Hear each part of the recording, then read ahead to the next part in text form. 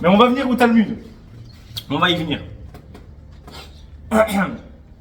À ce sujet brûlant que vous attendiez tous. La mort des élèves de Rabbi Akiva. C'est marqué dans le Talmud, au traité Yevamot, Talmud au Babylone, traité Yevamot, page 62b. Ok? Et je ne vais pas faire toute la page ou l'historique là, on passe directement à la formule qui nous intéresse, bien qu'il y a un contexte à cela, c'est pourquoi ça a été dit, il y a un petit contexte, mais en réalité ça va pas nous changer grand chose. Shneim Asar Elev Zugim Talmidim Ayulo le Rabbi Akiva. Un couple de 12 000 élèves avait Rabbi Akiva, donc 24 000 élèves, ok? Une sorte de Chavruta. Donc il y avait 12 000 élèves, leur Chavruta 12 000, 24 000 élèves. Donc 24 000 élèves avaient Rabbi Akiva, 2 fois 12 000. Migat ad Antifras. Depuis Gath jusqu'à Antipras. Bon, c'est 2 lieux, ok? Donc il avait vraiment, c'était répandu dans. Vekulan, nous dit le Talmud, je vous lis le Talmud. Vekulan metu beperek echad. Et tous, ils sont décédés, morts, en une période. Perek echad, un chapitre, donc une période. Donc la même période, en une période, paf, ils sont tous morts. Pourquoi? On dit le Talmud, ils sont tous morts. Pourquoi? Parce que, nous dit le Talmud, ils ne se sont pas respectés, honorés les uns les autres. En fait, c'est pas compliqué. Ce qu'on veut dire par là, c'est que les élèves de Rabbi Akiva étaient tous des grands Torah. C'est les élèves de Rabbi Akiva. Sauf que quoi? Ils se détestaient entre eux. C'est pas qu'ils se détestaient en mode forcément personnel, en mode lui j'aime pas sa tête, lui il pue, c'est pas ça. C'est, il détestait le fait que l'autre réussisse mieux en Torah que lui. Il y avait un verset, si quelqu'un par exemple, imaginons, il y avait un groupe de 2, 3, 4 élèves, imaginons, qui marchent dans la rue, et un petit juif des familles, il vient, ah bah tiens, ça c'est les élèves de Rabbi Akiva, j'ai une question, je comprends pas un verset, je vais leur demander. Ah mais maître, vous pourriez m'expliquer le sens du verset dans les proverbes, dans les psaumes, dans la Torah, peu importe. Les élèves de Rabbi Akiva, ils s'empressaient de répondre le premier, pas juste par empressement d'aider un juif, par empressement juste du bien, quoi, par une bonne kavala. Juste pour écraser l'autre, pour se montrer plus intelligent et plus sage que l'autre. Et ça aurait fait, et ça déclenchait de la haine. Ils se détestaient pour la Torah. Mais la Torah, quelle Torah ils ont s'ils se détestent entre eux à cause de ça? Qui se respectent même plus, qui s'humilient les uns les autres. Tu fais pas la Torah pour te connaître, c'est dans les pires cavotes aussi. Ne fais pas de la Torah une couronne pour te grandir, etc. Tu dois pas étudier la Torah pour un profit quelconque, qu'il soit financier ou qu'il soit moral, psychologique, je sais pas trop comment expliquer, mais politique ou... Bref, on étudie la Torah, l'ishma, pour elle. Juste parce qu'il faut étudier, c'est tout. Parce que vous avez envie de connaître votre créateur, et pour le connaître, il faut étudier la Torah. Vous avez envie de le connaître et de le servir de la meilleure façon. Et pour ça, il faut étudier la Torah. Pour ça, c'est tout. Pas pour vous concurrencer, et c'est moi qui vais sortir ce cours en premier, et c'est moi qui vais mieux dire que lui, et c'est moi qui fais ci, c'est moi qui fais ça, et c'est tout. Non, on peut être fier de ce qu'on fait. On peut être heureux de ce qu'on fait. Mais c'est pas pour ça, ça ne doit pas devenir un outil pour écraser les autres et les concurrents. Mais attends, toi, qu'est-ce que tu fais avec Torah Box? Différent. Déjà, je vais le couper parce qu'il va dire Torah Box. Et derrière toi, qu'est-ce que tu fais avec les rabbins de YouTube, là, etc., que tu n'arrêtes pas de faire des vidéos contre eux, tu n'es pas en train? Différent. Pourquoi? Déjà, je fais en sorte, j'essaye de ne pas les citer, de préserver un minimum, même si on peut savoir, et peu m'importe qu'on sache qui c'est en réalité, mais au moins on ne pourra pas m'accuser d'avoir vraiment affiché la personne, parce que aussi j'évite de faire aux autres ce que j'aimerais pas qu'on fasse, Donc je vais essayer de vraiment afficher, etc. pour montrer là, mais je mets en garde parce qu'il y a un problème de hashkafa, d'hérésie et d'idolâtrie, de toutes sortes de choses. Et j'ai un devoir de la Torah de faire des réprimandes, j'ai un devoir de la Torah d'éclairer mon peuple. Parce que sinon, le jour du jugement, on dira, t'as fait de l'idolâtrie, t'étais hérétique. Je veux dire, quoi, moi? Moi? Après tout ce que j'ai fait, moi? Il va dire, oui, t'as pas réprimandé le peuple. Oui, t'as pas voulu éclairer le peuple. Tu les as laissés aller après des faux rabbins ou des vrais rabbins qui sont fourvoyés. Donc moi je mets en garde, c'est autre chose, ça n'a rien à voir. Là, il n'y avait pas un problème de Chilul Hashem, un problème ils avaient un partenaire qui lui faisait vraiment Chilul Hashem, il faisait, je sais pas, il forniquait en public alors que c'est un élève de Rabbi Akiva. C'est pas ça. Ils étaient tous pieux et sages. Jusque quoi? Ils étaient tous bien en fait. Juste quoi? Ils se jalousaient les uns les autres. Ils ne pouvaient pas supporter la réussite dans la Torah de leur prochain. Quoi, il a sorti un livre? Ah, c'est pas possible. Ah, vas-y, je suis sûr de toute façon que c'est nul. Mais tu n'as même pas lu le livre. C'est ça qu'ils avaient les problèmes des élèves de Rabbi Akiva, de ces 24 000 élèves. Tous grands en Torah, tous pieux, tous tzadikim. Mais sur ça, ils se sont détruits. Et ils ont détruit la Torah. Et en cela, ils ont fait Chilul Hashem. Parce que la Torah, c'est pas une compétition de qui a la plus grosse péote. PA. Peu importe. Qui a les plus grosses péotes. C'est pas ça, la Torah. C'est pas ça. Au contraire, ton ami, ton partenaire dans l'étude, surtout quand vous avez le même maître. Surtout quand vous avez le même maître. Après, quand c'est différent entre deux, c'est autre chose. Bet Shammai, Bet Hillel. Mais on voit que c'était Bet Shammai et Bet Hillel aussi, c'était pas forcément c'était très tendre entre eux. C'est un peu différent. Chacun allait selon une hashkafa de leur maître, etc. C'est différent. Là, ils ont le même maître. Vous vous rendez compte, c'est comme si les enfants, parce qu'on dit que les élèves d'un maître, les disciples d'un maître, les élèves d'un rave, c'est comme ses enfants, ce que dit aussi le Rambam. C'est comme ses enfants, pas ses enfants, c'est comme. D'accord? Ça veut dire que c'est dans l'image, c'est comme si d'un même père, les enfants sont en train de se déchirer. Vous vous rendez compte? Au lieu de s'aimer, de s'entraider, de se réjouir de la réussite de leur frère, ils se jalousent, tu sais, Caïn et Abel. Caïn, il n'a pas supporté que le sacrifice de Abel il soit accepté. Je te tue. C'est ça les enfants, c'est ça les élèves de Rabbi Akiva. Les deux voulaient servir Hachem. Mais la réussite de l'autre? Mais en aucun cas. Voilà, vous comprenez? Ça c'est clair. Je me suis un peu étendu là-dessus, mais de toute façon, vous connaissez tous, mais au moins comme ça, c'est clair. Donc ils sont morts. En soi, ils ont eu un châtiment divin, Mida Keneged Mida. Ils ont eu un châtiment divin. Dieu a voulu les punir. Parce que, voilà, les conséquences étaient graves de leur comportement les uns les autres. Donc, ils sont tous morts en une période. Comment Tana, il a été enseigné. Tana, Kulam metum mi Pessar ad Atzeret. Tout le monde ils sont tous morts depuis Pessar jusqu'à Atzeret. Alors, il y en a qui disent Atzeret, c'est Shavuot. Ce qui est très très très bizarre, c'est que Atzeret, dans le sens de la Torah, c'est le dernier jour de Pessah. Comme on fait à Sukkot, Shemini, Atzeret. C'est la fin, c'est la clôture de la fête. Donc en théorie, Atzeret, dans la Torah, Atzeret, c'est le dernier jour de Pessah, c'est même pas Shavuot. Mais je sais pas pourquoi tout le monde il dit Shavuot, parce qu'il y a là-dessus que j'ai pas vu. Mais dans le Talmud Pshuto, qu'est-ce que ça, là, dans Yevamot, c'est pas évident. Ah ouais, donc voilà, je sais pas si je laisserai au montage ou pas, mais la rabbinite elle m'a éclairé, c'est pour ça qu'on dit que derrière tout homme il y a une grande femme avec un grand F. Voilà, donc la rabbinite elle dit comme ça, elle m'explique et c'est vrai, je pense que c'est tout à fait ça, c'est que comme on considère que le Homer c'est une période de fête et pas de deuil, alors c'est considéré comme un grand tout. Depuis Pessah jusqu'à Shavuot, et quand est-ce que ça se clôture? Atzeret, donc ça va être Shavuot. Après Shavuot, c'est la clôture, la dernière fête qui clôture toute cette période de fête. S'il y avait vraiment du deuil à avoir entre les deux, ce serait pas Atzeret Shavuot. Voilà. Bref. Amar Rav Chama Barava ala Washalom. Oui, Taïma Rabbi Chia Baravi.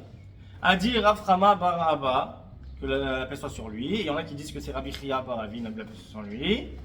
Kula metu mita ra'a. Ils sont tous morts d'une mort mauvaise, douloureuse, terrible. Quoi? Maï. Amar Rav Nachman, a dit Rav Nachman, le vrai, le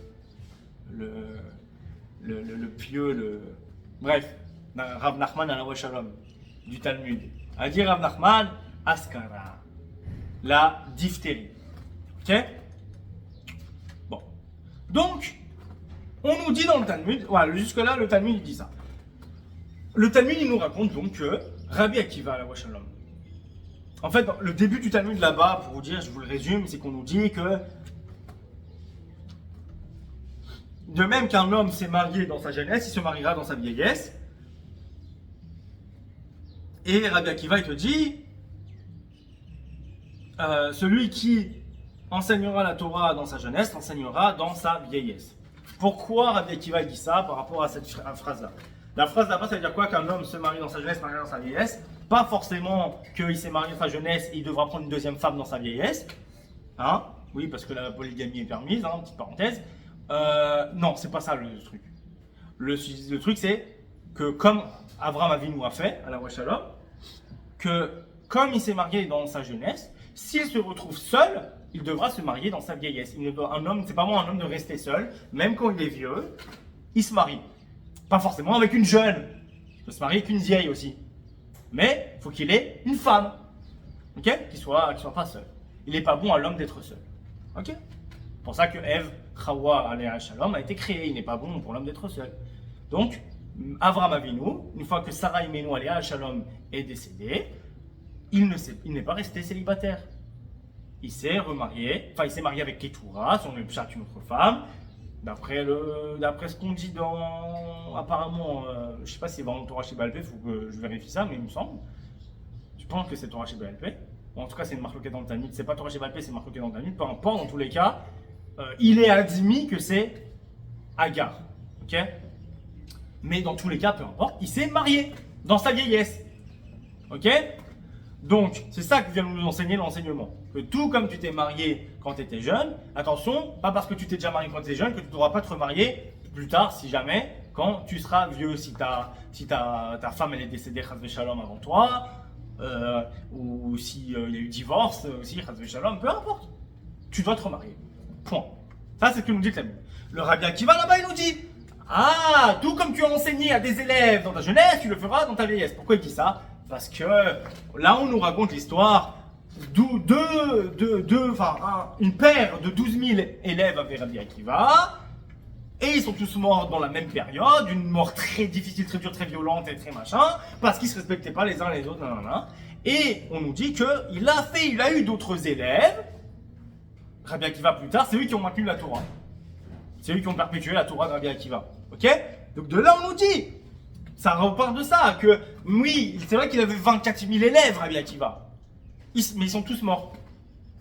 Mais comme il avait celui qui a enseigné dans sa jeunesse, Rabbi Akiva dit enseignera dans sa vie. Parce que Rabbi Akiva de son vécu, Rabbi Akiva, à la Shalom, il nous dit, voilà, regardez, j'avais 24 000 élèves, ils sont tous morts, et ben j'ai quand même eu des élèves dans ma vieillesse.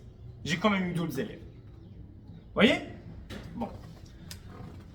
Et d'ailleurs, le fait que le Rabbi Akiva il le prenne comme ça dénote quelque chose quelque part de positif. Un enseignement positif dans la chose. Dans le sens que, même dans un malheur, etc., ou même peu importe quoi, ça se finit en mode, voilà, j'ai quand même eu d'autres élèves. Bon, prochain, c'est bien, j'ai eu d'autres élèves, ils ont perpétué la Torah, etc., etc.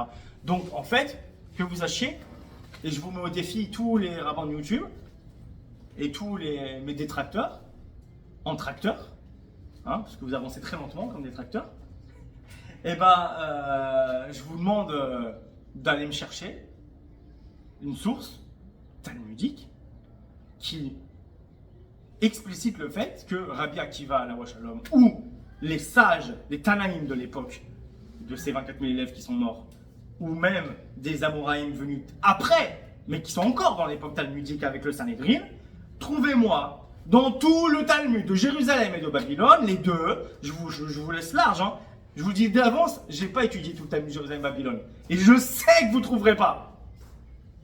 D'accord? Mais allez-y, vous devriez sauter de joie. Je suis en train de vous dire que j'ai pas tout lu dans le Talmud de Jérusalem-Babylone. C'est l'occasion de me faire fermer ma bouche.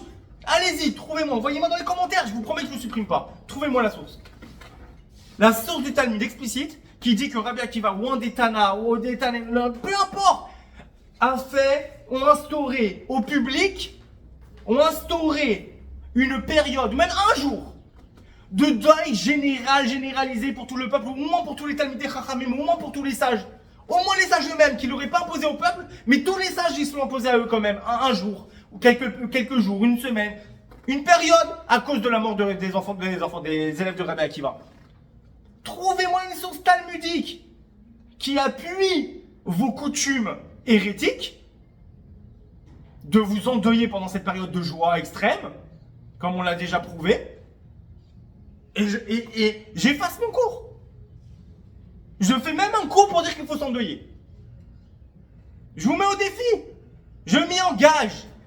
Je m'y engage. Si vous me montrez les sources explicites du Talmud, qu'il y a des raisons de s'endeuiller pendant cette période, de s'endeuiller vraiment, des trucs vraiment que ça s'est fait, que ça a été approuvé par un Sanhedrin, ou qu'au moins c'était le comportement de quelques sages. Au moins, même si c'est pas là halakha, le comportement de quelques sages dans le Talmud, hein, mais au moins trouvez-moi ça. Il n'y a même pas ça. Trouvez-moi une source, même Rabbi Akiva lui-même, il n'y a même pas marqué qu'il s'endeuillait. On imagine que oui, évidemment. Mais c'est pas marqué. Trouvez-moi une source. Et comme je vous ai dit, même si vous trouvez Rabbi Akiva il s'endeuillait, ou un tel il s'endeuillait, ok, c'est bien, mais c'est normal. C'est la halakha quelque part, si c'est de la famille, si c'est c'est comme tes enfants, ils sont... Mais moi ce que je demande, une source où au moins tous les sages, pas forcément tout le peuple, mais tous les sages ils se sont endeuillés. Le Sanhedrin a décrété que tous les sages doivent s'endeuiller, que tout le peuple d'Israël doit s'endeuiller, quelque chose de général. Vous ne trouverez pas. Donc, déjà une chose très pertinente, c'est qu'il n'y a aucune source donc talmudique sur un quelconque deuil de Rabbi Akiva, ni par Rabbi Akiva lui-même à la Washalom, ni par les sages de son époque, les Tanaïm, et encore moins par le peuple. Il n'y a aucune source talmudique. Aussi, que les morts ont cessé le 33e jour du Homer, à l'Akba Homer. Aucune source talmudique dans tout le Talmud de Jérusalem et Babylone. Rien ne dit que les décès des élèves de Rabbi Akiva s'est arrêté à l'Akba Homer. Et que donc pour ça, comme vont dire après les autres poskim décisionnaires qui ont dévié de la religion de vérité, qui ont dévié du Talmud, qui ont dévié du Sanhedrin, rien n'indique le l'Akba Homer. Donc je vois pas pourquoi d'un seul coup vous arrêtez et vous trouvez l'Akba Homer c'est spécial, nanana.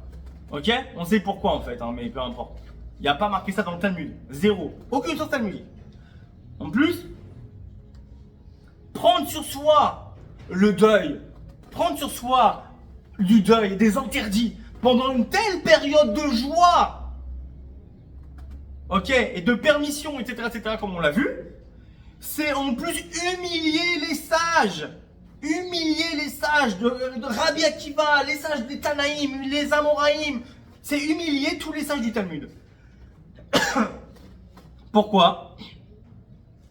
Parce que si dans tout le Talmud, il n'y a aucune référence, rien, même pas un indice, même pas une allusion, de l'allusion, du sot, du drage, du remez, de rien sur une période de deuil instaurée, imposée, accoutumée, pas accoutumée, coutumière traditionnelle, rien par rapport au mort au décès des 24 000 élèves de Rabbi Akiva. C'est-à-dire que vous vous faites, vous, plus pieux que Rabbi Akiva, plus pieux que les Tanaïm, plus pieux que les Amoraïm, plus pieux que les sages qui ont connu ces 24 000 élèves. Tous les Tanaïm de l'époque de Rabbi Akiva, Alaou Shalom, Aléhem Shalom, tous ces sages, ils ont connu les 24 000 élèves. Ils les ont connus. Ils ont mangé avec eux, ils ont bu avec eux, ils ont étudié avec eux. Ils les ont vus mourir dans d'atroces souffrances, c'est marqué. Mitara. Ils ne sont pas endeuillés. Non seulement ils ne sont pas endeuillés, s'ils se sont endeuillés sans privé parce que c'est pas rapporté dans le Talmud, Et en plus, ça n'a jamais été instauré.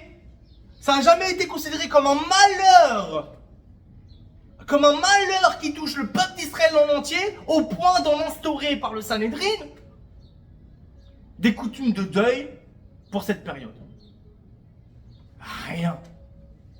Vous vous croyez plus pieux et plus sensible que les sages du Talmud qui ont connu ces 24 000 élèves? Ça monte là par les péotes, ça arrive au cerveau? Connexion Windows XP? Rendez-vous compte de c'est quoi votre religion? Je me demande, des fois on n'a pas la même religion. Moi je suis un juif orthodoxe du judaïsme authentique, Tanakh, Talmud. Les sages comme le Rambam et d'autres, le Rif et d'autres qui ont été fidèles au Talmud. On ne va ni à droite ni à gauche du Sanhédrin, ni à droite ni à gauche du Talmud, donc le dernier Sanhédrin. S'il n'y a pas de coutume de deuil, on ne fait pas de coutume de deuil. Ni plus ni moins. Ni plus ni moins. Franchement, arrêtez de vous pourrir la vie. Le judaïsme est déjà assez compliqué comme ça. Pas besoin de se pourrir la vie avec des interdits qui n'ont aucun fondement. Il y a suffisamment d'interdits dans notre religion, Baruch Hashem. Pas besoin d'en rajouter. Qui n'ont aucun fondement. Vraiment, et j'insiste là-dessus. Ouvrez les yeux, c'est bon, c'est fini là. C'est plié. C'est plié, il n'y a aucune source talmudique. Aucune source talmudique. Aucun Sanhédrin n'a validé vos coutumes de deuil là. Aucun Sanhédrin. Aucun sage du Talmud. Même pas Rabbi Akiva Alaoua Shalom lui-même qui a perdu ses élèves. Ok, nous dit Rabbeinu Rambam dans son introduction au Mishneh Torah que tout doit être tranché dans la halacha, dans les minagim, dans la halacha, selon la Gemara, le Talmud. Ok? Voilà comment on nous dit Rabbeinu Rambam dans son introduction au Mishneh Torah.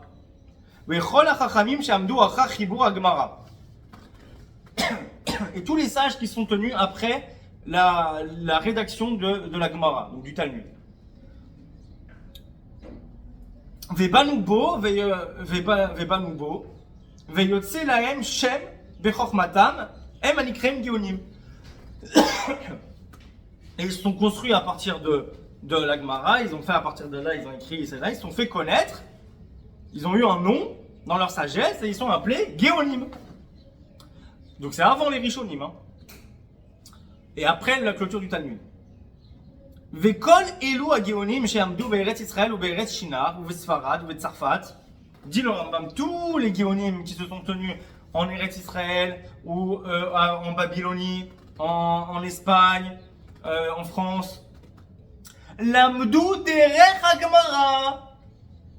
Ils ont étudié ou enseigné l'amdu, l'imdu. Je sais pas si il n'y a pas de Nikoda, donc je sais pas si c'est l'amdu ou l'imdu. Peu importe. Ils ont étudié et enseigné la voie du Talmud, de la Gemara, dans le chemin derech hagmara. Veotsiu leor ta'alumotav ou bioro inyanav. Ils ont donc commenté le Talmud, essayé de tirer un peu de la halakha al-maaseh du Talmud. Les fiches derech hamuka vedarko ad lemeod. ועוד שהוא בלשון ארמי מעורב עם לשונות אחרות לפי שאותה הלשון הייתה ברורה לכל אנשי שינר בעת שחוברה הגמרא. Donc en plus que le Talmud est en araméen avec du mélange de plein d'autres langues, et c'était une langue qui était comprise en Babylonie à l'époque où a été rédigé le Talmud. Aval bishar mekomot veken beshinar beimei hageonim, et dans les autres endroits sur la terre, et même en Babylonie à l'époque des Géonim, Einatam mekirota alashon. Les gens ils parlaient déjà plus araméen. Dimoto, tant qu'on leur avait pas appris, il fallait l'étudier, l'apprendre l'araméen. Vesheelot rabot shoalin anshe kol ir veir le kol gaon asher haya beyemehem. Il y avait énormément de questions qui étaient posées de toute ville, de ville en ville, à des Géonim, à des sages, voilà, par ceux qui étaient de leur époque. Les Faresh Lahem, Devarim Kachem chez Bagmara. Pour leur interpréter, les éclairer sur des choses qui sont un peu compliquées, un peu obscures dans le Talmud. Tout revient au Talmud, à la Gemara. V'em meshivim lahem kefi chokhmatam, et ils répondaient selon leur sagesse. Ve'otam ashualim mekaptzim atshuvot ve'osim mehem sfarim lehavin mehem. Donc ils ont fait après des recueils de livres de réponses des Géonim. Gam chibrou à Géonim, et les Géonim eux-mêmes ont fait des livres chez Bechol Dor Wador, que chaque génération et génération, Chiburim Levaer Agmara. Encore une fois, nous insistons, répétons à Rambam. Même les Géonim, après la culture du Talmud, tout ce qu'ils ont écrit est pour but de clarifier le Talmud. On revient à la Gemara, au Talmud, ça ne bouge pas. Le Rambam est clair là-dessus. Ou même, mi j'ai piresh à la chot yichidot. Donc les lois qu'ils en tiraient venaient d'où? Du Talmud. Ou même, chez piresh prakim yichidim, chez Netkashu beyamav, ou même, mi j'ai piresh mosartot vestarim, d'autres Hibro il chot psukot. Comme ça, ils ont fait des lois, etc. On a compris. Beinyan, ils sont véter. Etc., etc., etc. Les madames, Mishéinu, Yachol, Irel, les Munkash, el Gemara. Encore, c'est incroyable, ça revient tout le temps. Hein. C'est incroyable ce Talmud. Hein. Franchement, hein. Pourquoi il fait. Ça doit bien faire partie de nos vies, ça, pour qu'il le répète sans arrêt. On a marre. Hein. Gemara, Gemara, Gemara, on a ça, on a compris la Gemara. Non! Parce que tout le monde n'arrive pas à rentrer dans la profondeur de la Gemara. Alors les Géonim, ils ont essayé de faire le travail. Gemara! Vezoui melechet Hashem, she'asu ba kol geoli Israël miyom shechubra Gemara ve'ad zman ze, she'ish shana shminin ve'ish nada. Ok. Donc il dit donc le Rambam te dit depuis la clôture du Talmud jusqu'à maintenant, à son époque au Rambam, il dit c'est melechet Hashem. Melechet Hashem, c'est une occupation sainte en soi, de s'occuper, de clarifier le Talmud, de l'étudier, de le clarifier, d'en tirer les lois, etc., etc. La Gemara. Melechet Hashem, de se conformer à quoi? À la Gemara, et d'enseigner quoi? La Gemara. Les halachot tirés de la Gemara. Donc, qu'est-ce qu'on en tire de là? Pourquoi je vous dis ça? Pourquoi je vous ai cité ça? Parce que si la Gemara ne nous parle à aucun moment de coutume de deuil pendant la période de Sefirat Omer à cause des morts de Rabbi Akiva ou n'importe quelle autre raison, la halakha elle doit être comment les maasés en pratique? Comme la Gemara. Donc on ne fait pas de coutume de deuil. Et le Rambam, Ribenu Rambam Zechat Tzadik Livracha lui-même s'est opposé de manière très très très virulente sur les Géonim qui se sont détournés du Talmud. Par exemple, dans le Rambam, il dit, dans les lois du divorce, Sefer Nashim, Ilchot Girushin, les lois du divorce, chapitre 10, la loi numéro 19, nous dit le Rambam, Oru Miksat HaGeonim, Shekol Isha, Shetibael Bifnei Edim, Sricha Get. Le Rambam là-bas, il va parler de l'exagération et de la rigueur des Géonim, de Ksat des Géonim, que une partie des Géonim, on dit qu'une femme qui a des rapports qu'elle n'ait avec son mari, hein, évidemment, en public ou devant des témoins, elle doit avoir un guet. Ok? Si bien sûr c'est la volonté de la femme. Hein. Ok, bah oui, si c'est la volonté de l'homme et que je sais pas, elle s'est fait violer par son mari, c'est autre chose. Dans la rue. Mais la femme qui veut avoir une relation avec son mari maintenant, tout de suite, il y a des témoins, il y a des gens et voilà. Une femme qui fait ces demandes-là, elle doit être divorcée. Dit le Rambam, Vekol advarim haelu rechukim en beinai ad meod midarkei haora ve'en raoul lismoch aleihen. Le Rambam il dit quoi? Pourquoi? Il dit Shelo amru chachamim chazaka zu ela beishto shegirsha bilvad. Bemekadesh atnai, celui qui fiancie avec un tnaï, c'est que là, dans ce cas-là, sur les lois du divorce, les Géonim ils ont été très exigeants, ils ont dit que ils ont dit, ouais, non, là, dans tel et tel cas, il faut divorcer. Ok? Et le Rambam, il dit qu'il y a d'autres choses aussi où ils ont dit, le Rambam l'a explicité, mais il a dit, il y a plein d'exemples où les Géonim, ils ont exagéré, où ils ont mis la loi de manière plus rigoureuse que le pshat du Talmud. Et le Rambam, il dit, et toutes ces choses-là me semblent loin de mes yeux, loin de ma vue. Ad meod, et non, très loin. Et il dit que, très loin de quoi? Mais d'arké ora, de la façon dont on doit enseigner la Torah. Et il dit, en raoulis mochalem, il n'est pas recommandé de s'appuyer sur eux, sur ces opinions-là. Bien qu'elles viennent des Géonim, au-dessus du Rambam. Non mais non, le Rambam il dit que si ça contredit le Talmud, ça dégage. Même si c'est des Géonim, même si c'est les grands rabbins de Sionist Box, la boîte de la Torah, même si c'est les grands rabbins de YouTube, même si c'est le Gadol Ador Zarma, le Talmud, c'est le Talmud, ça bouge pas. Il n'y a pas plus grand que le Talmud. Ok? Si, le Tanar, mais le Talmud s'appuie sur le Tanar. Et on ne comprend pas le Tanar sans le Talmud parce que sinon, on est des Karaïtes. Bon, quand les Géonim, ils ont bougé de Chazal, bah, le Rambam, il était sans pitié, il n'en a rien à faire que c'était des Géonim, il les a taillés parce qu'on ne va pas ni à droite ni à gauche du Talmud. Et encore un autre exemple, Ilchot Isurei Bia, Sefer Kedusha, Ilchot Isurei Bia, chapitre 11, la loi numéro 15, nous dit Ribenu, Vechen ze, shetimsa bemiktsat mekomot, vetimsach teshuvot lemiktsat hagéonim, sheyoledet zachar, lo tishamesh mitata ad sof 40, weyoledet mikeva achar 80. Regardez, écoutez bien ce qu'il dit là.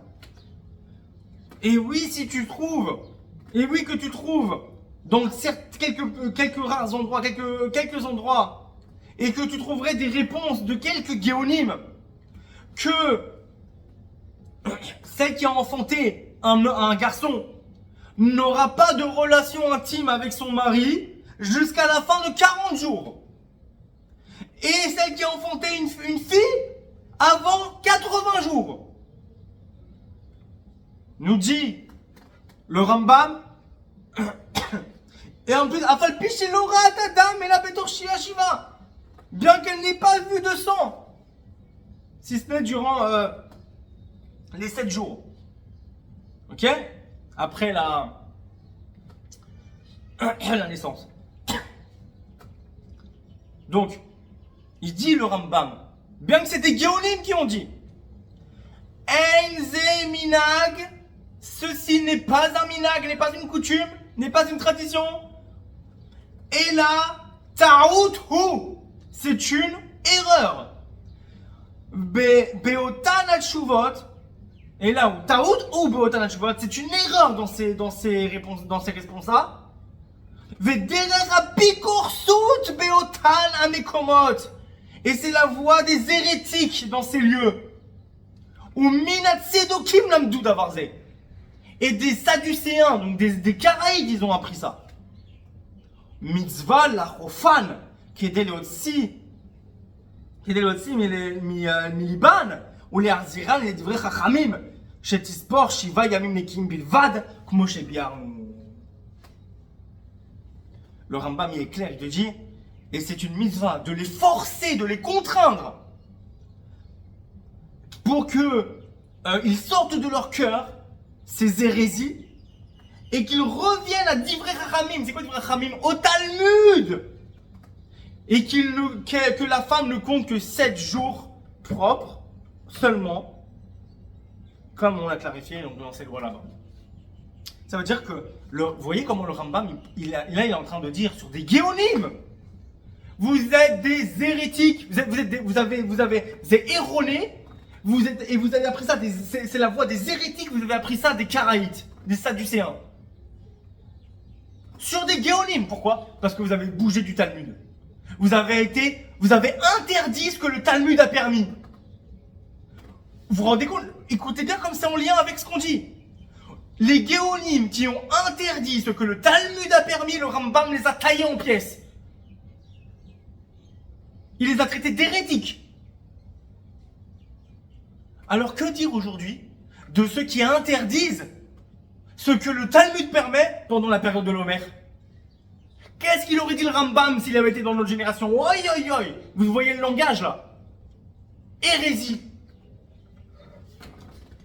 C'est pas moi, c'est pas mes mots, oubliez-moi. Rambam, je vous ai donné les sources, vous avez qu'à les lire. C'est en français.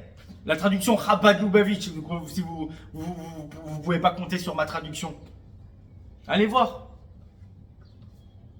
Donc déjà là, c'est clair et net du Rambam que clairement, peu importe quel grand sage, quel grand rabbin, qui tu veux, on ne bouge pas du Talmud. Ni on ajoute, ni on retire, ni on retranche.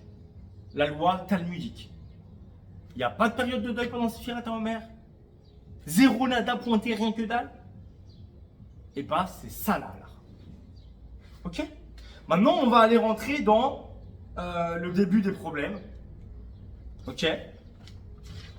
On va commencer à rentrer dans le début des problèmes.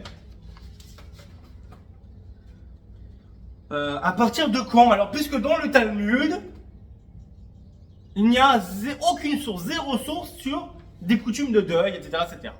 Rien. Alors, quand est-ce que ça a commencé? Quand on a fait ça il y a 200 ans?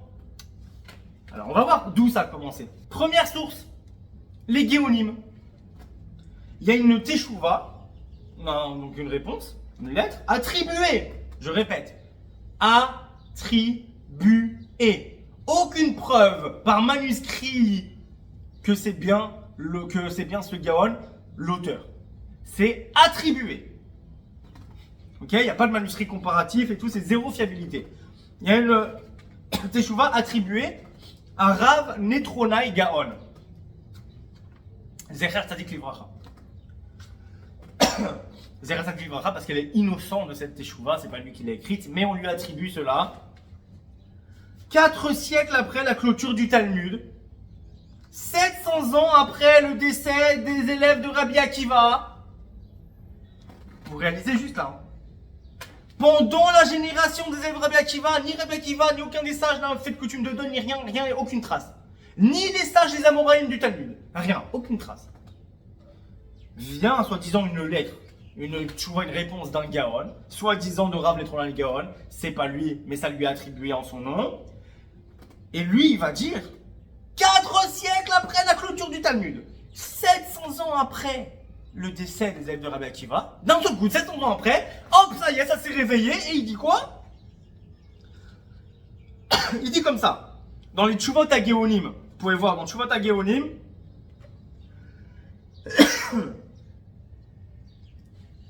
Sha'ari Tshuva, au Siman 278, Resh Ain Chet. Ok? Ve'sheshaltem, lama en mekadeshin ve'en konsin ben pesar le'atzeret ve'im mahmat isur olav. Avou yodim. Donc déjà il dit comme ça. La Tchouva dit comme ça. Est-ce que vous avez demandé pourquoi on ne fiancie pas et on ne marie pas entre Pessar et Atzeret, sans traduire ce que c'est Atzeret, mais on va dire Shavuot. Im Mahmat Isur Olav. Est-ce que c'est parce que c'est interdit ou pas? Est-ce qu'il y a un interdit ou c'est juste une coutume en fait? Voici la réponse. Avou yodim shelo mishum isur. Hein? Nous savons que ce n'est pas à cause d'un interdit. Même cette chouva de soi-disant, c'est pas Rav Netronai Gaon. Chas v'shalom Khalila, il est innocent de cette hérésie. Mais le entre guillemets Gaon de cette époque-là qui a écrit ça, lui-même il avoue. Avou yodim shelo mishum isur. Nous savons que ce n'est pas à cause d'un interdit qu'on interdit tout ça. Et là, mishum minag avelut. Mais seulement à cause d'une coutume de deuil. Non mais déjà rien que là, vous avez compris. La toute première source qui vous parle de tout ça, de pas se marier, de pas se fiancer, de pas se marier, de tous les trucs de deuil pendant la période Sfirat HaOmer, ils te disent, il n'y a aucun issour. On sait qu'il n'y a pas de issour. S'il y avait une source dans le Talmud, il y aurait un issour, il y aurait quelque chose. Là, il te dit lui-même, le diable, première source, c'est la toute première source qui parle de ça dans l'histoire juive. Il lui-même te dit dans cette source-là, nous savons que ce n'est pas interdit. Ce n'est pas un interdit, il le dit. Ah oui, yodim chez l'homme mishum isur ou. Et là, mishum minagavelut. Mais cependant, c'est une coutume de deuil. Ah bon? Chez Kachamrou Chachamim. Ah bon? Parce qu'on sait, on dit les sages. Ah bon? Quelle source? Il dit une source, il dit pas de source. Shneim, voilà, regardez ce qu'il va dire. Shneim Asar Alafim Zugim Talmidim Ayou Rabbi Akiva Vekulam Metu Ben Pesar Leatzeret Al Gelona Gozé Bézé. Il cite le Talmud qu'on a cité, qu'il y a 24 000 élèves de Rabbi Akiva, ils sont tous morts entre Pessar et Atzeret, parce qu'ils ne se respectaient pas. Vetani Allah Vekulam Metu Mita Mishona Measkara. Et il te dit, et ça a été enseigné qu'ils sont tous morts d'une mort terrible par diphtérie. On met au Tacha et il te dit, à partir de cette période-là et après, Naagu Rishonim Beyamim Elu. Encore une fois, il cite un Talmud. C'est pour ça que c'est un rachat à ours celui qui a écrit ça. Il cite le Talmud pour appuyer son propos et vous faire croire que tu vois, c'est passé sur. Il te dit au nom de Rachamim mais il te cite le Talmud. Vous faites pas avoir. Lisez en hébreu, en français. Lisez. Qu'est-ce qu'il dit le Talmud? Il dit qu'il faut faire une période de deuil. Parce que là, il donne pas de source. Il cite le Talmud et il te dit Kachamru Rachamim. Mais allez ouvrir le Talmud Shavuot, je vous ai donné la source. Je vous mets au défi. C'est marqué où, Kracham? Ils ont dit qu'à partir de ce moment-là, tout le monde a fait du deuil. Ça veut dire que ce Gaon, avec des gros guillemets, il a menti, il a falsifié le Talmud. Et vous, ça vous va, hein? Tous les rabbins qui sont venus après, ça vous va? Ça vous dérange pas? Si ça, c'est pas du réformisme, franchement, vous me faites rire à vous faire votre guéguerre avec les réformistes, les libéraux, etc. Mais vous êtes pareil. Vous êtes pareil. Vous venez de falsifier le Talmud, de dire au nom du Talmud des choses là. Dire, mais non, c'est pas nous, qu'est-ce que tu racontes, c'est juste une chose. Mais tout va à la route, elles sont basées là-dessus. Sur un falsificateur du Talmud, quelqu'un qui a dit au nom des sages qu'il n'avait même pas dit. Et sans donner de source, hein. Kacham ou Chachamim. À toi de savoir que c'est qu'on parle de ça dans Yevamot. Sans déconner. Naagu Rishonim Beyamim Elu, Shelo Lichnos Baen. Et ils se sont accoutumés, les premiers sages, depuis ces jours-là. Donc ils parlent des Tanaïm et Amoraïm. Chez l'Olichnos Ben, de ne pas se marier pendant cette période, pendant ces jours-là. Et il dit ici, ce Gaon dans l'hérésie, ou Mishekafat Vekanas, Einanu Konsinoto, Lo Olesh Velo Malkout. Encore heureux, il nous dit quoi? Et celui qui a Shekafat Vekanas, Kafat c'est qui a sauté, c'est-à-dire qu'il a sauté, quelqu'un qui dans son insolence a envoyé balader ce minag, a dit je m'en coupe les péotes de ce minag et je me marie pendant cette période. Et ben il dit on ne le sanctionne pas d'une amende, on ne le punit pas, on ne le châtie pas et on ne le fouette pas. Encore heureux, puisque c'est pas interdit. Encore heureux. Aval im balishol. Il nous dit continue, mais s'il vient demander si c'est permis ou pas de marier pendant cette période, les chatrila ein morim lo lichnos. Les chatrila, a priori, on ne lui enseigne pas de se marier. On lui dit non. Ou les inyan kiddushin, mishirat al kadesh ben pesar leatzeret mekadesh les fiches en ikar simcha et la bechoupa. Il dit que les kiddushin et fiançailles, on peut les faire parce qu'il n'y a pas vraiment de joie là-dedans. La joie elle est plutôt à la choupa, donc au mariage. Donc le mariage est interdit, mais pas les fiançailles.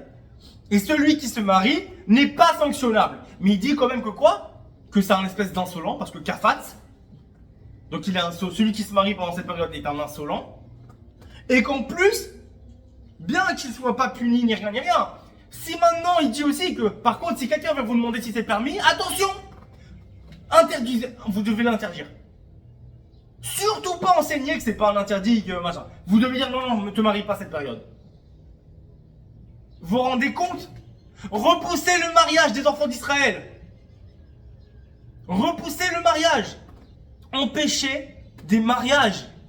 Donc déjà, il avoue lui-même qu'il n'y a pas d'interdit à l'Afrique et que c'est qu'un minag et en plus qui n'est pas punissable. Donc déjà, rien que là, déjà, vous pouvez y aller. Hein. Allez vous marier. Et déjà à cette période-là, il parle même pas de coupage de cheveux. Hein. Parenthèse. Grosse parenthèse comme ça. Il n'interdit pas de se raser la barbe et de se couper les cheveux. Hein. La première source.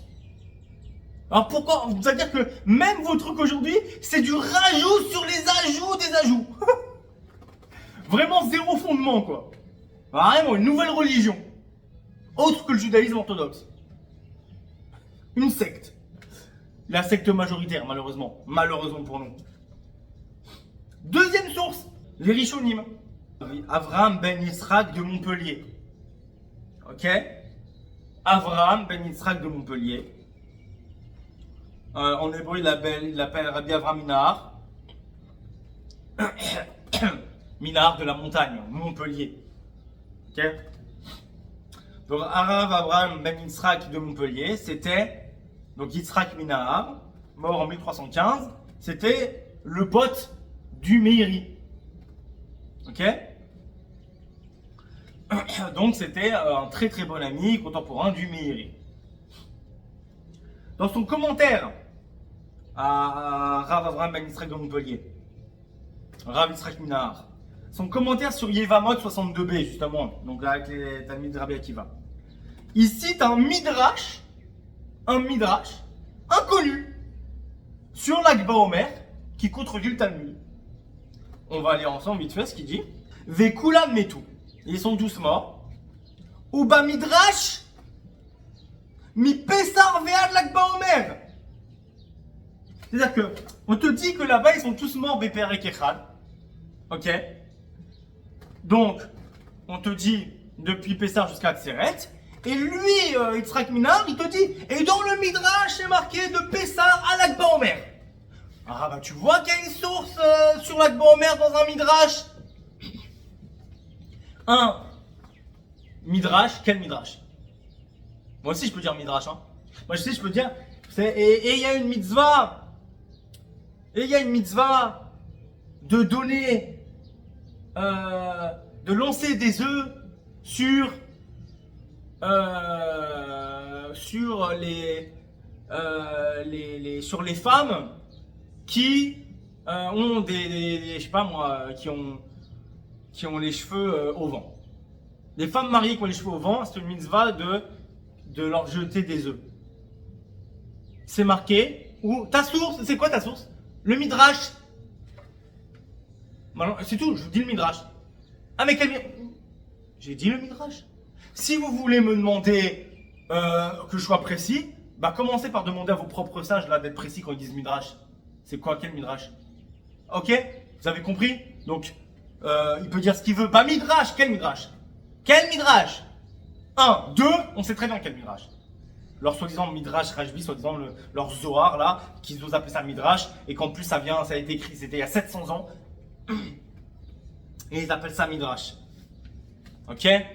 Donc c'est pas Midrash, c'est dans leur Zohar qu'on parle de l'Akba Omer, pas dans les Midrashim Nehemanim de Chazal. En aucun cas, zéro source dans les vrais Midrashim, zéro. Que dans le Zohar, il y a 700 ans qui est apparu et il a connu ça. Il dit, ah, dans le Midrash. Midrash il y a 700 ans. Wow, super votre Midrash, hein, il y a 700 ans. On devrait appeler le Coran un Midrash aussi. C'est plus vieux, c'est 1400 ans. Hein? On remonte plus haut. Ouais. Le Nouveau Testament des chrétiens, c'est un Midrash aussi. Encore plus vieux que le Coran. Faut arrêter de dire des dingueries comme ça. Le Midrash. En plus, sans dire quel Midrash. Au moins, on dit Midrash Rajbi, Midrash, comme ça, on sait de quoi tu parles. Midrash, va trouver. J'ai dit Midrash, ça passe. On va forcément écouter si j'ai dit Midrash, donc c'est bon, ça compte Chazal. Ah ouais? Elle est où ta chaîne de transmission de ton Midrash? Déjà, c'est quoi ton Midrash et sa chaîne de transmission jusqu'à un sage du Talmud? Et à cause de ça, ils se sont accoutumés de ne pas marié de femmes entre Pessah et l'Akba Omer. Donc déjà, donc clairement, il te dit quoi? Il nous dit, deuxième source, elle dit quoi? La source c'est un midrash. Ok. Et au passage d'ailleurs, c'est très drôle parce que dans ce midrash soi-disant, hein, il dit pas que il y a des coutumes de deuil dans la halakha. Il dit juste que ça s'est arrêté à telle date. Du coup, les gens sont accoutumés à arrêter de s'endeuiller à telle date. Mais c'est marqué où dans le Talmud même. Il commente le Talmud. C'est ça qui est fou. Yitzhak Minar, là, Avraham Yitzhak Minar, il commente le Talmud qu'on a vu avant. Où il y a marqué rien du tout sur une coutume de deuil. Et lui, il vient te dire que genre il y a un midrash qui contredit le Talmud. C'est-à-dire que le Talmud te dit, il y a 0 coutume de deuil. 0. Le Talmud te dit que c'est entre Pessah et Atzeret, entre Pessah donc et Shavuot. Et là, il te dit un midrash qui vient contredire le Talmud et il le prend en référence pour dire que du coup on s'est accoutumé de pas marier pendant ces périodes. Le midrash contredit le Talmud, il dit ça s'est arrêté à l'Akba Omer. Le Talmud dit non, ça s'est arrêté à Shavuot. Donc le Zohar contredit le Talmud. Commencez à ouvrir les yeux. Commencez à ouvrir les yeux. Trancher la halakha avec un midrash, déjà on n'a jamais vu ça, trancher la halakha avec un midrash, mais il tranche la halakha avec un midrash qui contredit le Talmud pour un minag qui n'est pas un issour. Ça va pas. Mais franchement, hein, je sais pas quel rabbin sérieux il peut accepter ça. Hein. Même un juif sérieux. Bah un rabbin. On continue. Là, au début, j'étais calme, souriant, là, la pression commence à monter. Là, quand je commence à rentrer dans les dingueries, ça y est, je peux plus. Avant, on parlait de vrai judaïsme, alors ça, c'était cool.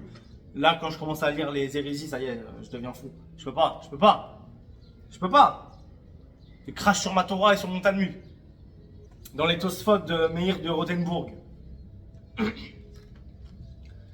Le commentaire sur Yevamot, la même source du Talmud avec les élèves de Rabbi Akiva. Kulan metu ben Pessar ve'ad Atzeret. Nimsa be Midrash ad l'Akba Omer. Oh, pareil. Midrash, on va savoir lequel, et l'Akba Omer. C'est incroyable que même dans les Tosafot, même les sages de France, là, Rav Meir de Rothenburg, il arrive à te dire normal, sans pression, sans pression.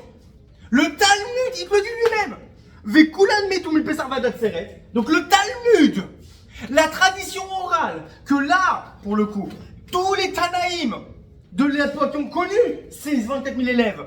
Ils les ont vus mourir. Ils savent mieux que tout le monde quand est-ce que ça s'est arrêté quand même. Ils sont pas débiles. Donc ils ont connu ces 24 000 élèves. Ils ont dit ils sont tous morts de telle période à telle période. Et ça s'est transmis de génération en génération jusqu'à ce que ce soit codifié dans le Talmud. C'est ça le témoignage de Rabbi Akiva lui-même et de tous les Tanaïm de son époque, que les élèves sont morts de Pessah à Shavuot. Et vient un midrash inconnu, ce qui prouve que c'est pas un midrash, ce qui prouve que le Zohar, parce que c'est le Zohar qui parle de ça, ce qui prouve que le Zohar n'est pas un midrash de Chazal, puisqu'il contredit le témoignage de Chazal. Chazal sont clairs, Rabbi Akiva, Alawa Shalom, Rabbi Akiva témoigne, et tous les sages de son époque, que les 24 000 élèves sont morts de Pessah à Atzeret. Et vient un midrash inconnu il y a 700 ans au nom de Rabbi Shimon ben Yochai, mais chas v'chalila, que Rashbi Alav Shalom il écrit une telle hérésie. Vient un Zohar qui prennent pour un midrash qui contredit le Talmud et traite Rabbi Akiva et tous les sages et tous les Tanaïm de son époque de menteurs. Non, vous mentez, vous êtes des imbéciles, vous n'avez pas vu, vous étiez tous aveugles et des imbéciles. Vous saviez même pas qu'en fait ça s'est arrêté à l'Akba Omer. Pourquoi vous dites jusqu'à Atzeret, jusqu'à Shavuot? Vous êtes des menteurs, ça s'est arrêté à l'Akba Omer. Non mais prenez ce midrash, ce Zohar et foutez-le à la poubelle. Si vous avez un once de respect, une once de respect pour Rabbi Akiva, Alav Shalom, et tous les Tanaïm de son époque, et tous les Amoraïm qui sont venus après, qui ont transmis ce témoignage pour le codifier dans le Talmud de Babylone, si vous avez une once de respect pour leur réputation, pour leur nom, mais vous brûlez ce midrash qui ose contredire le Talmud et traiter Rabbi Akiva et tous les Tanaïm et tous les Amorim de faux témoins, de soulim les doutes, d'invalides, de témoins invalides parce qu'il manque de faux témoignages. Je sais pas si vous vous rendez compte comment... J'ai envie d'arrêter en fait. C'est bon, au revoir. C'est bon. Troisième source, toujours en Rishon. Le Meiri, dans le Bet HaBechira, Kaniré qui s'est fait influencer. Le Meiri, en théorie, est très fidèle au Talmud. Dans tout son Bet HaBechira, il est fidèle au Talmud. C'est un de nos sages de référence, un de nos décisionnaires de référence dans le judaïsme authentique. Mais là, il faut croire qu'il s'est laissé influencer par son poteau, Avraham de Montpellier. Et voilà ce que dit le Meiri dans le Bet HaBechira, son commentaire sur la même source, Yevamot 62b. Vetalmidim elu, uskar kan shekulam metu mipesar ved atzeret, vekabala beyad hageonim, shebeyom lamed gimel beomer, paska amita. Quoi? Les élèves sont morts, ces élèves, ils disent, le Meiri, il dit, Oskar Khan, dans le Talmud, s'est rappelé que quoi? Qu'ils sont tous morts entre Pessar et Atzeret. Le Meiri te dit, le Talmud témoigne, les sages témoignent qu'ils sont morts entre Pessar et Atzeret. Mais il y a une transmission orale dans la main des Géonim, donc après la clôture du Talmud, qu'en fait non, ça s'est arrêté à l'Akba Omer. La même question.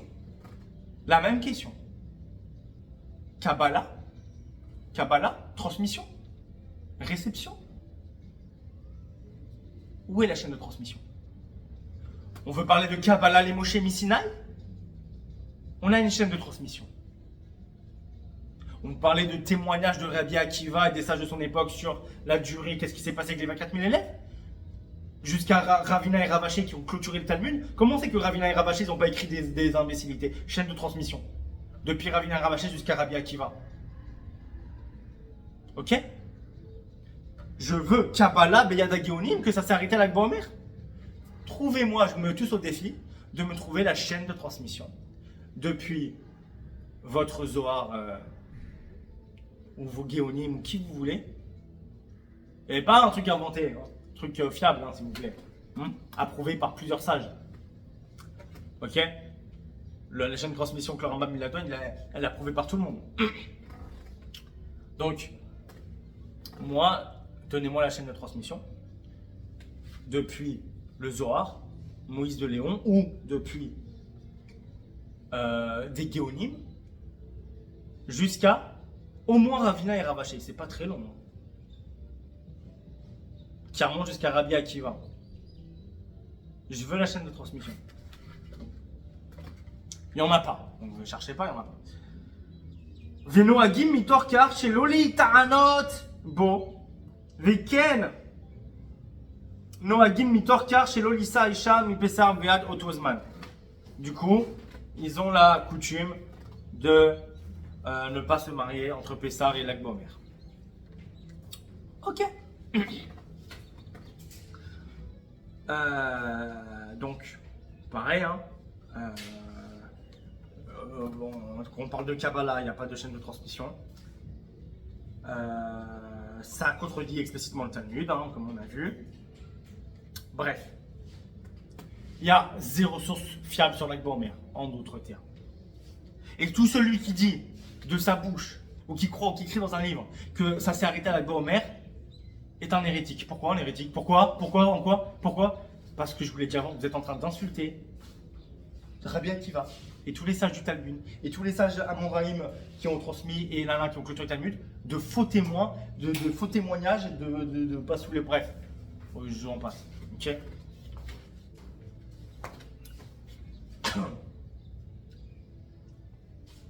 Je suis désolé, c'est un peu long. De toute façon, avec le montage, normalement, ce sera plus court. Mais ça vaut le coup. Et j'espère que ça va vous réveiller vraiment chaque chose que je suis en train de vous dire là. J'espère que vous réalisez à quel point on est mal. Enfin, plus vous que moi. Mais à quel point, comme on est tous juifs, on est tous un peuple, on est tous touchés, à quel point on est mal. Très mal.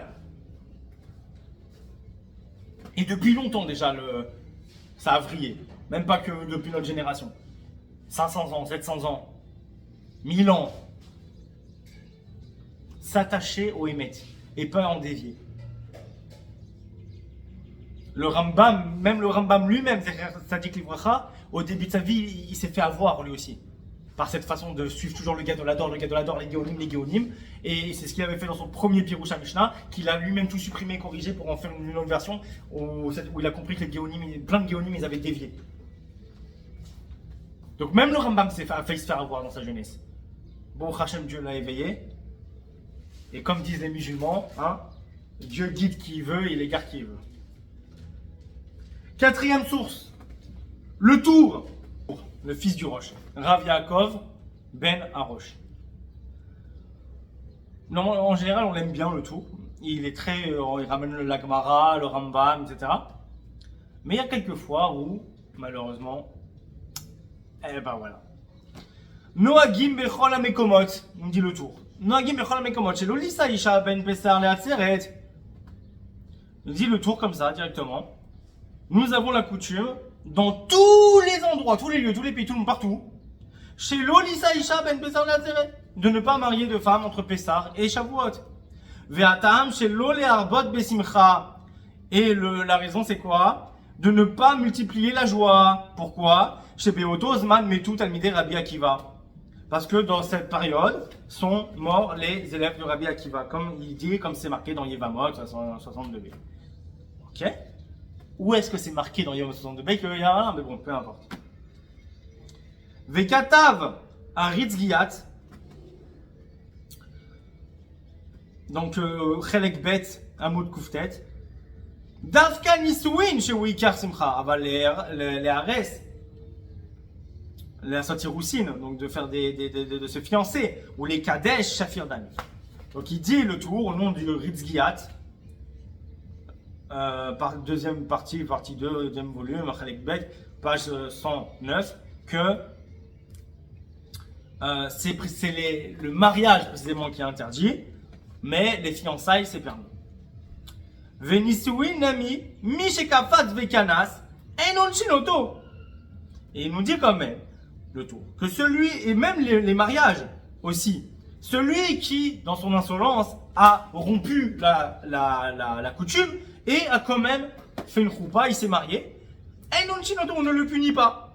Aval, imba la soto betechila, en mourin lo la sotkar, le kazé au roi Géonim. Comme ça dit le tour.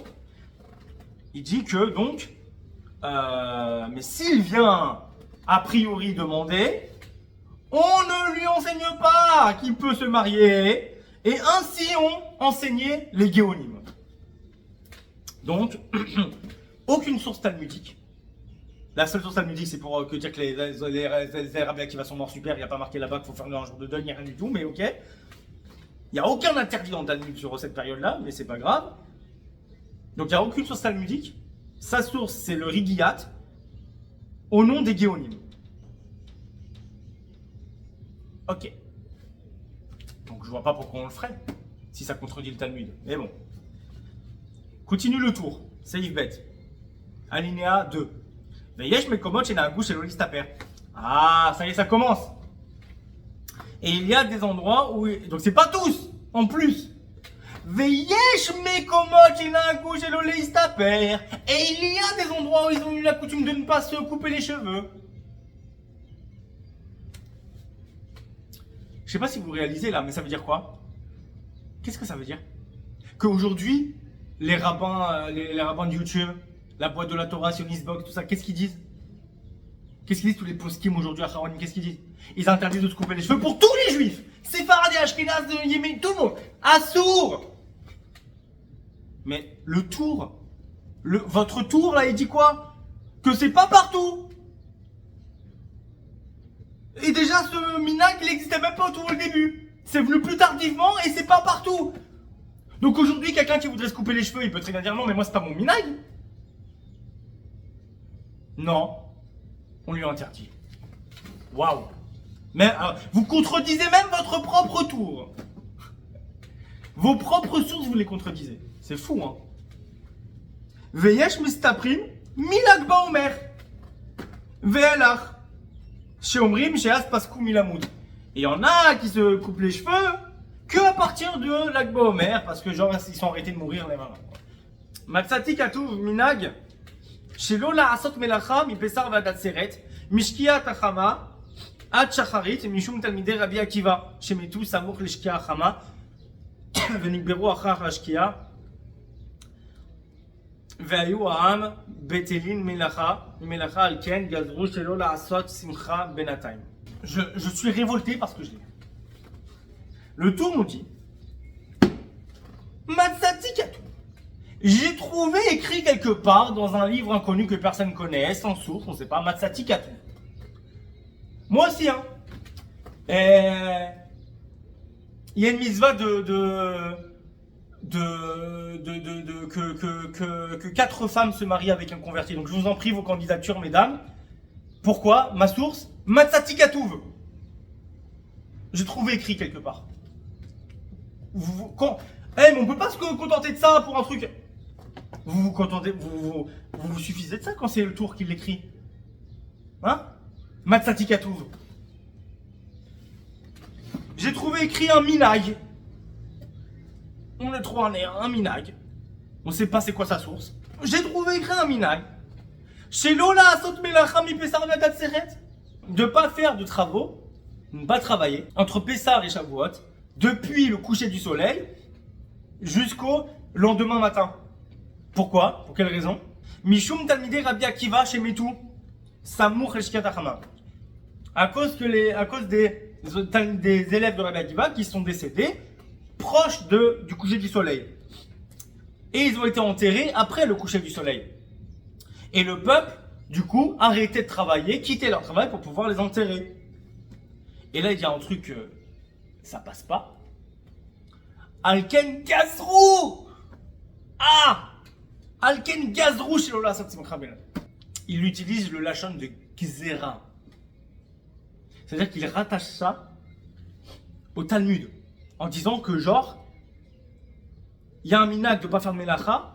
Pourquoi? Parce que, genre, dans le Talmud, les Talmudés de Rabbi Akiva sont morts proches de la Shkia. Ils ont enterré après la Shkia. Et les enfants d'Israël, à l'époque, ils sont arrêtés de travailler, donc ils ont travaillé pour les enterrer. Et du coup, Chazal, le Sanhedrin, a fait une Gzera qu'on ne travaille pas. Quoi? Mais c'est où dans le Talmud ça? C'est marqué où dans le Talmud ça? Tout ça là, c'est marqué où dans le Talmud? À part que les élèves de Rabbi Akiva sont morts, ok, c'est marqué où dans le Talmud que c'était à cette période, que du coup les gens ils ont arrêté de travailler, les ont enterrés? C'est logique en théorie. Tous ceux qui meurent comme ça, il faut bien les enterrer. Mais au point qu'ils gazeront, c'est marqué où? C'est marqué où? Venagou anashim shelo la'asat melacha mishetik la'achama. Et les femmes se sont accoutumées de ne pas du coup travailler, de faire de travaux depuis le coucher du soleil. Bravo. Waouh. Réformisme, autre religion. Ve'od shanu sofrim ha'omer achar shki'a achama. Bon, on en a fini avec le tour. Qui se base sur Grigia Dionim contre le Talmud. Donc pareil, là, on est en total, c'est la roue libre. Hein. 6e source, le Rav Yosef Karo. Dans son Bet Yosef, Orachaim 493, hein. En fait c'est le commentaire sur le tour, hein. Où le Bet Yosef il ramène pas la source de soi-disant Rav Netron Gaon, hein. Mais il écrit que Ken Katav Ribenu Yerucham Benetif Ravbet. Donc il dit que le Rabbeinu Yerucham il a écrit cela, tout ce qu'a écrit le tour. Alors quand on va voir ce que dit Rabbeinu Yerucham, hein, Rabbeinu Yerucham, c'est Rabbeinu Yerucham ben Meshulam, dans son livre Sefer Toldot Adam ou Achawa, Netiv 22, Chelek 2, partie 2, ok, il dit comme ça. Ça c'est la chambre de Rabbi Yerucham ben Meshulam. Les Kadesh v'lichnos ben Pesar le Atzeret. Donc fiancé et marié entre Pessar et Atzeret, Katav Rav Hai, Zichron Livracha Betchouva, a écrit le Rav Hai Gaon dans une chouva. Alors évidemment, c'est plus Nitron Gaon, c'est Hai Gaon maintenant. Vous voyez comme quoi personne ne sait d'où vient cette chouva. Chez Mekatchin, qui a une simcha et la bechoupa, qu'on peut fiancer, faire des kiddushin, parce qu'il n'y a pas, c'est pas vraiment une joie si ce n'est au mariage lui-même. Au Besséouda, Aval Imba Lishol, Mais s'il vient demander la permission pour se marier pendant cette période, im yaknos omrim lo ta'ase. On lui dit de ne pas le faire. Mishum talmidei Rabbi Akiva. Au nom des élèves de Rabbi Akiva, chez Metou Kulan, Beaskara, au nom des élèves de Rabbi Akiva qui sont tous morts de diphtérie. Ben Pessar, Léat Seret. Entre Pessar et Shavuot. Mipne, Shelo Na'agu Kavod Zelazé, parce qu'ils ne se respectaient pas les uns les autres. Ve'im Avar. Et là, il dit un langage grave. Ve'im Avar Ve'kanas. Et s'il a transgressé, et s'est marié, on ne le fouette pas. En malkinoto, velo konsinoto, beshum kenes, beshum knas. Voilà, on ne le fouette pas et on ne l'impose pas une amende, etc. Ni rien. Il dit que c'est une avéra. C'est pas juste kafat. C'est une avéra, une transgression de se marier. Waouh! Waouh! Selon qui? Où dans le Talmud? Où dans le Talmud? Dans son Netiv 5, au même livre, Netiv 5, partie 4, Chalek Dalet. La asat melacha beotan ayamim shel sfirat haomer achar shkiat hachama naagu shelo laasota. Donc faire un travail durant ces jours de Sfirat haomer après le coucher du soleil, naagu, ils se sont coutumés, nous avons la coutume de ne pas le faire. Assaut de travailler. Venaagu ken Mishum Talmidei Rabbi Akiva chez Metou Kulam. Quitte à cause des élèves de Rabbi Akiva qui sont tous morts donc de diphtérie entre Pessar et Shavuot, parce qu'ils ne se respectaient pas. Et ils ont été enterrés, Venigdero Achar Shkatarma, ils ont été enterrés après le coucher du soleil. Vayu Aram Betelim Melachatam.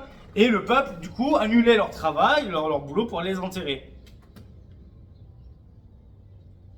Veshoftim Melachatan Karkatav Rabbeinu Betshua. Et il dit c'est comme ça que voilà, on ne travaille pas, c'est comme ça qu'a écrit le Ravaï Gaon, soi-disant dans une chouva, soi-disant, encore une fois, déjà n'importe quoi. Et même si le Ravaï Gaon avait écrit ça, rappelez-vous ce qu'a dit le Rambam, tu peux ramener tous les Gdoléadors, tous les sages, tous les Géonim, qui tu veux.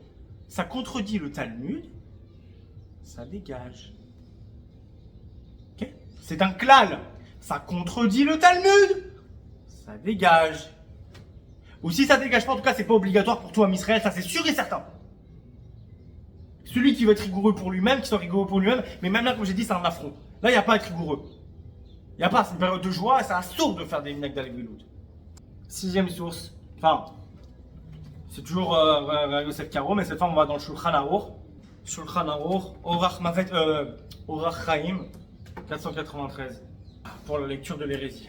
Noagim Shelolisa Isha Ben Pessar Léat Seret. On a l'habitude, la coutume de ne pas se marier, de ne pas marier une femme entre Pessar et Shavuot. Ad l'Akba Omer. Jusqu'à l'Akba Omer. L'Akba Omer, c'est avant Shavuot. Donc déjà, la formulation, elle est bizarre. Mipne chez Beot Ozman, mais tout Talmidei Rabbi Akiva, parce que dans cette période sont décédés les élèves de Rabbi Akiva. Aval, les Ares, les Kadesh, Shafir Dami. Mais fiancé, faire les Kiddushim, c'est autorisé. Nisuin, Venisuin Nami, et le mariage aussi.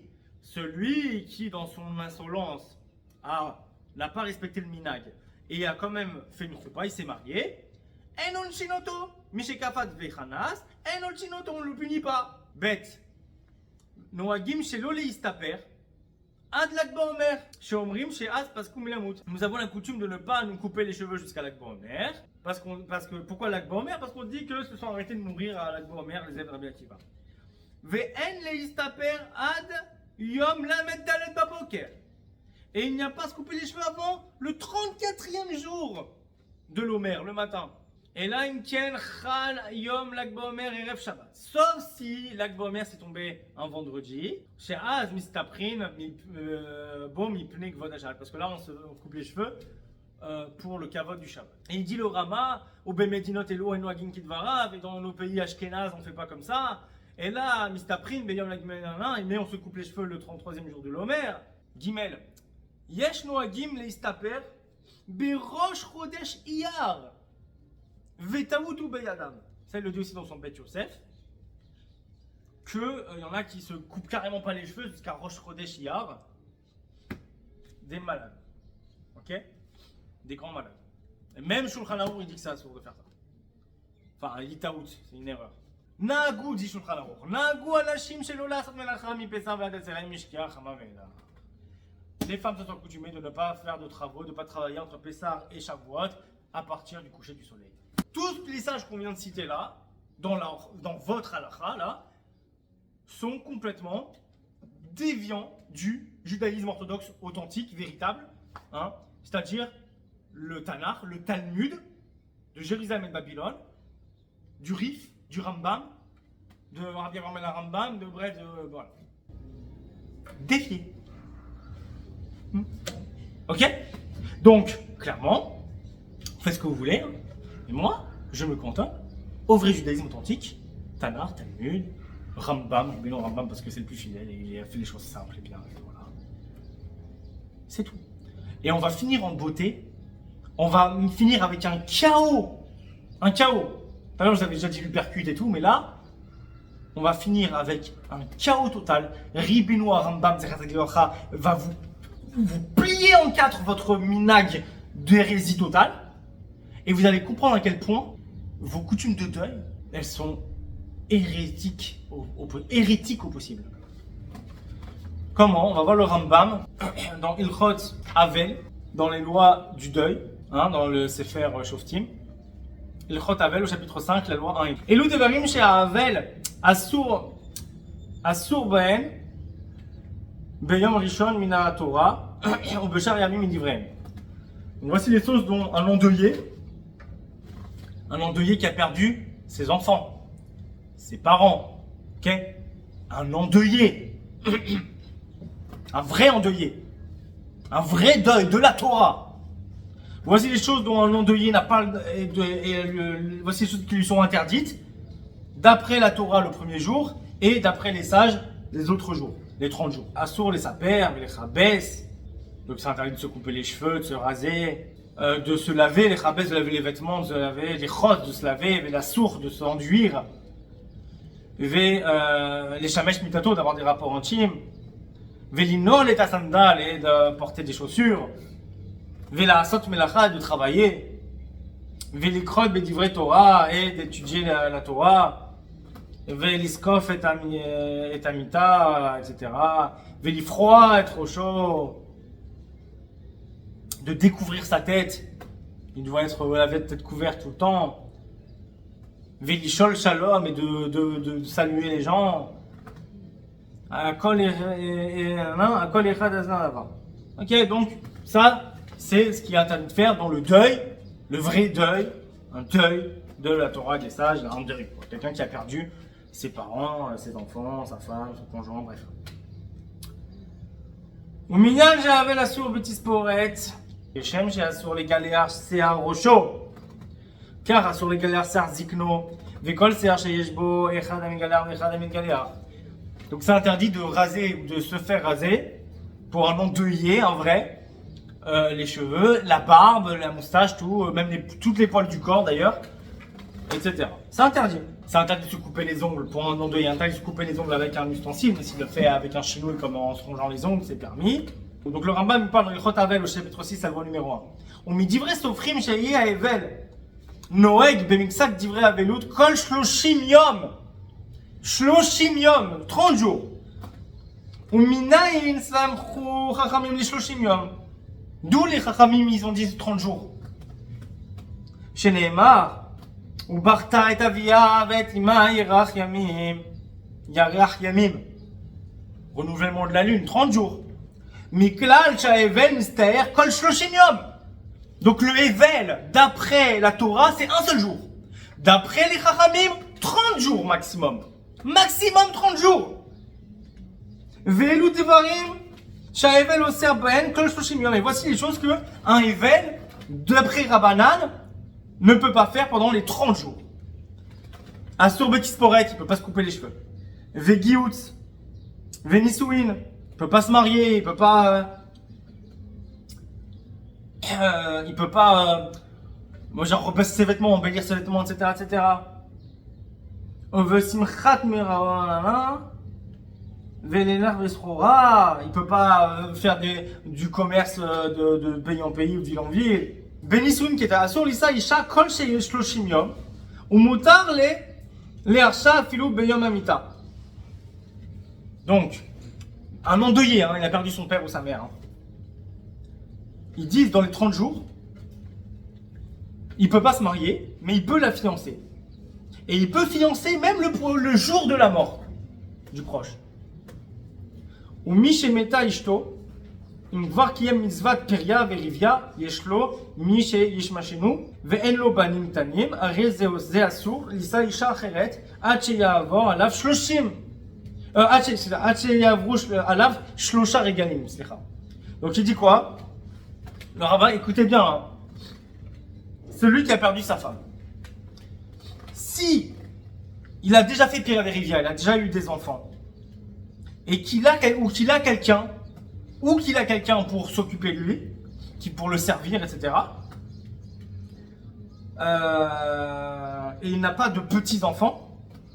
Donc ses enfants ils sont déjà grands, et il y a des gens pour le servir, soit ses enfants grands ou quelqu'un d'autre. Il ne peut pas se marier à une autre femme tant qu'ils ne sont pas passés 3 fêtes. Shloshar Regalim, ok?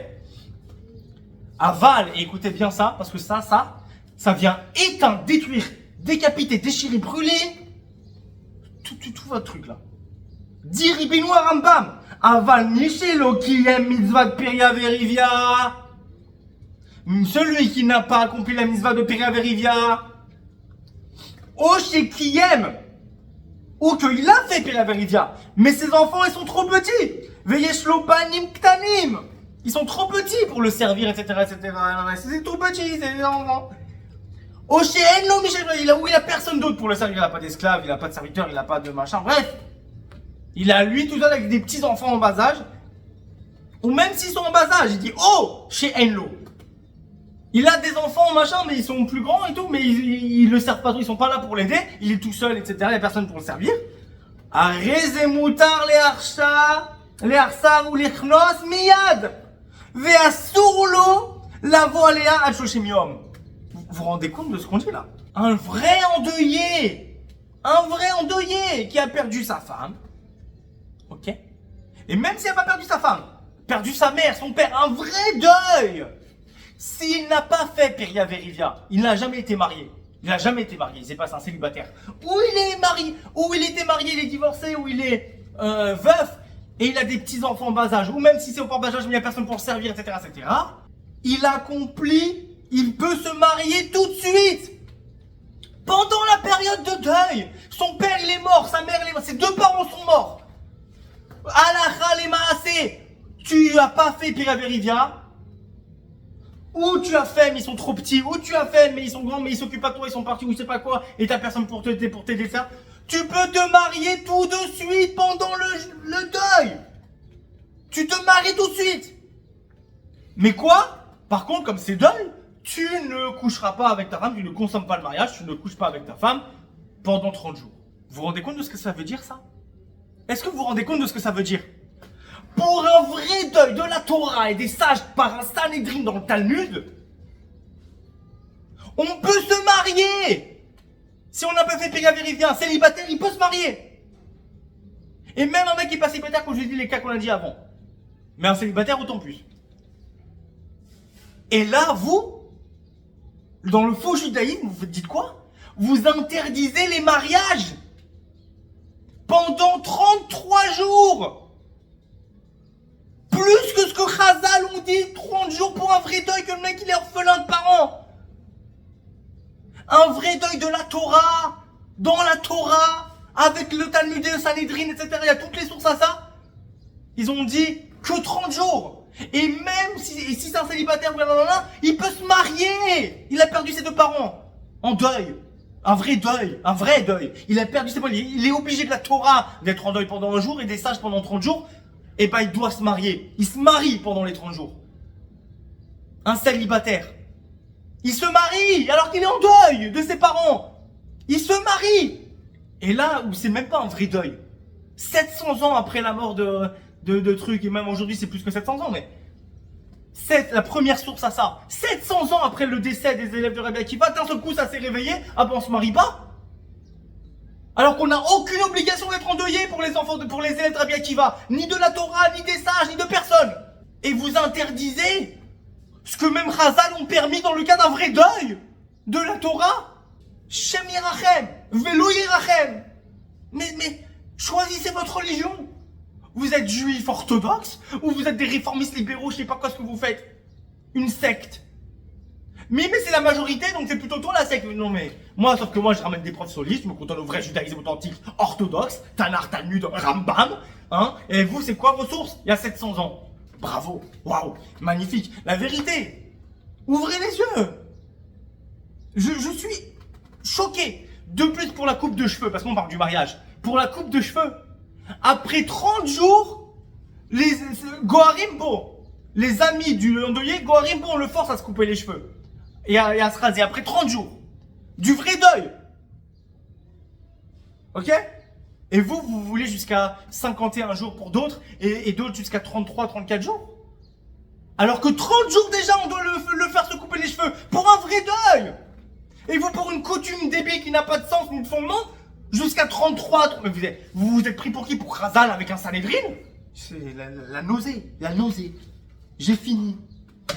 Mais franchement, là, cette source du Rambam, là, dans la Halacha les Maaseh, c'est fini. Fin du game, plié. C'est pas que vous pouvez vous marier pendant la Sefirat Omer. Vous devez vous marier pendant la Sefirat Omer, puisque vous pouvez vous marier quand vous êtes vraiment endeuillé de vos parents. Ou de votre conjoint, etc. C'est n'importe quoi. Sachez maintenant que tout celui qui repousse son mariage ou qui s'interdit à lui-même de se marier pendant la période de Sefirat Omer ou avant l'Akba Omer à cause de tout ce truc-là, de ce folklore, c'est un hérétique. Vous êtes hérétique, vous insultez tous les sages du Talmud, etc. Mais en plus, vous insultez les vrais endeuillés. Parce que vous êtes en train de dire « Ah, toi, tu t'es marié alors que tu as perdu ta mère ou ton père, etc. ou ton conjoint, et tu t'es remarié, ta conjointe, ta femme, et tu t'es marié dans le deuxième jour du deuil. Et bah nous, alors que pendant 30 jours, t'es pas censé, on va dire, te marier, bah nous, 33, 34 jours. Voire certains plus. Toute la période Sefirat Omer. Vous êtes des fous. Vous n'avez pas crainte du Seigneur. Vous n'avez aucun respect pour les sages. Vous n'êtes pas des orthodoxes. Vous n'êtes pas des orthodoxes. Vous êtes des réformistes d'une secte bizarre qui a dévié du judaïsme authentique. Donc, conclusion, pendant la période de Sefirat Omer, c'est une période de joie. On se réjouit, on est heureux, etc., etc., pour toutes les raisons qu'on a citées. Assourd de faire n'importe quelle coutume de deuil. Mariez-vous, rasez-vous, coupez-vous les cheveux. Allez travailler après si vous avez envie. Et je n'ai pas parlé de la musique. Et je ne vais pas en parler longtemps. Je finis juste sur ça. La musique, c'est un sujet à part. Où en théorie, la musique s'interdit toute l'année de toute façon. Maintenant, il y a des modalités concernant l'intérêt de la musique. Le Rambam, je ne sais plus si c'est dans le Mishneh, c'est pas dans le Mishneh Torah, c'est dans une Teshuvah, il me semble. En tout cas, le Rambam, il dit que l'interdit, la Xéra des Chachamim, l'interdit, c'est d'écouter des musiques l'ismoach bahem, pour se réjouir par elles. Pourquoi? À cause de la destruction du temple. Mais le Rambam, il dit ailleurs, dans son commentaire sur les Pirkei Avot, donc dans l'Agdama, dans son Shmoneh Prakim, les 8 chapitres qui sont son introduction au commentaire de la Mishnah Avot, le Rambam, il dit là-bas, je crois que c'est au chapitre 5, il me semble. Si vous voulez la source, je la donnerai en commentaire.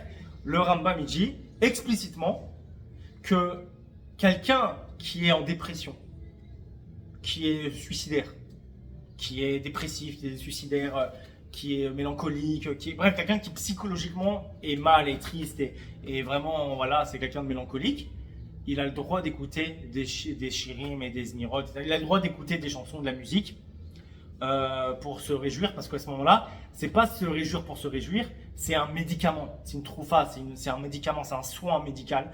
Et à ce moment-là, Chazal, dans le Talmud, le Sanhedrin, quand ils ont tranché que c'était interdit d'écouter de la musique pour se réjouir à cause du deuil du Beth Amikdash, ils n'ont pas tranché dans le cas médical. Ok? Pareil dans le cas des enfants qui n'arrivent pas à s'endormir sans musique, ou qui arrivent pas, qui sont hystériques et qui peuvent pas, et que ça va les calmer de mettre de la musique. Pareil, Chazal n'ont pas tranché dans ce cas-là. On peut écouter, mettre un peu de musique, Voilà. Je rentre pas trop dans le détail, c'est un autre sujet, ça n'a rien à voir. Mais pour vous dire qu'en général, toute l'année, de toute façon, on ne peut pas écouter de musique de manière générale. Donc pendant la Séphirat Omer, ça change rien.